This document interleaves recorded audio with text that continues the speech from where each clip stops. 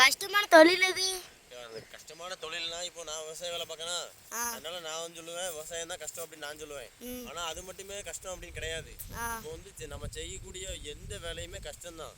சரியா, கஷ்டம் நினைச்சா கஷ்டம், இஷ்டப்பட்டு செஞ்சா கஷ்டம் கிடையாது. சரியா, அது வந்து நம்ம மனசை பொறுத்து.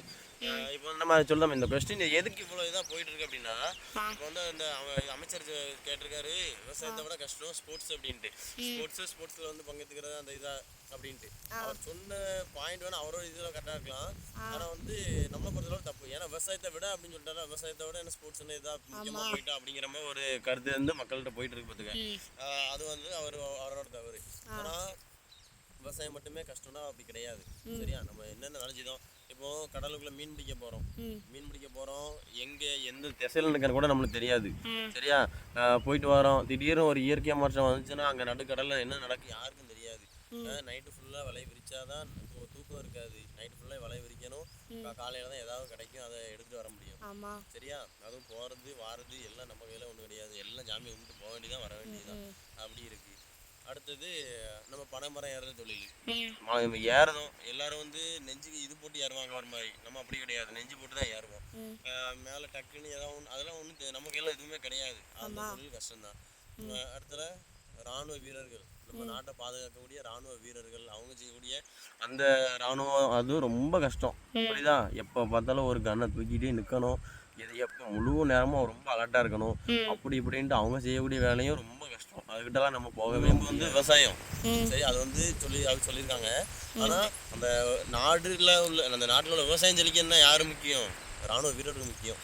சரியா, எப்படி பயிருக்கு வேலை முக்கியமோ அதே தான் நம்ம வந்து பயிராக இருப்போம். விவசாயம் வேலை பார்க்குறவங்க வேலையா ராணுவ வீரர்கள் இருப்பாங்க. புரியுதா, அதனால அதுவும் கஷ்டம் தான். அவங்கெல்லாம் நம்மளாம் அவங்க இல்லை.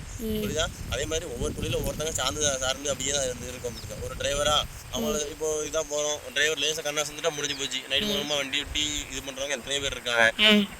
அதே மாதிரி கஷ்டமான தொழில் நிறையா இருக்கு. நம்ம கரண்ட் எடுக்கும், காற்றுல கரண்ட் எடுக்குமே அந்த ஃபேனை ஃபிட் பண்ணுறாங்க. அவ்வளோ உயரத்துல இருந்து அந்த இதெல்லாம் மாட்டி எடுத்து எல்லாமோ பண்ணி இது பண்ணுறாங்க.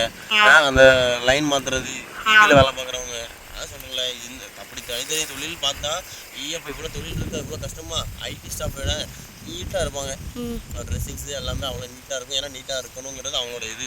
அப்படி இருந்தால் தான் வேலை அப்படிங்கிறது இது. சரியா, அப்படியே அந்த ஐடி இதுக்கு போனாலும் அவங்க ஃப்ரீயாக இருந்துருவாங்களோ, அவங்க வேலை கஷ்டம் கிடையாதோ. உள்ளே இருந்து பார்த்தா தான் அங்கே என்ன நடக்கும் என்ன யாருன்னு தெரியும்.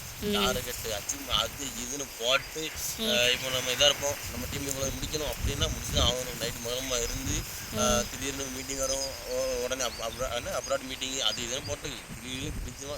அதாவது கிளிக்கனா அது செய்யணும்னு போட்டு இது பண்ணி ப்ரெஷர் அதிகமாக இருக்கும். அது வந்து நம்ம எதாவது செய்ய முடியாது. நம்ம வந்து சொல்லுவோம் அவனுக்கு என்ன பாயிண்டில் வேலை போகும் அப்படின்ட்டு இருக்கோம். ஆனால் டிப்ரெஷனு மைண்ட் ப்ரெஷரு வந்து யாருக்குமே தெரியாது. அதனால சொல்லுதேன், சின்ன பெட்டி கடை வச்சிருந்தாலும் என்ன ஈஸியாக வச்சிடலாமா சொல்லுவாங்க. ஒரு சின்ன காய்கறி கடை வச்சிருந்தாலுமே என்னென்ன செய்யணுமோ அதை செஞ்சு தான் இது பண்ண முடியும். அது கொஞ்சம் நேசிச்சு பண்ணுங்க. கஷ்டம் கூட இஷ்டமாக இருக்கும், ஈஸியாக இருக்கும். பார்ப்போம். சரி பார்ப்போம்.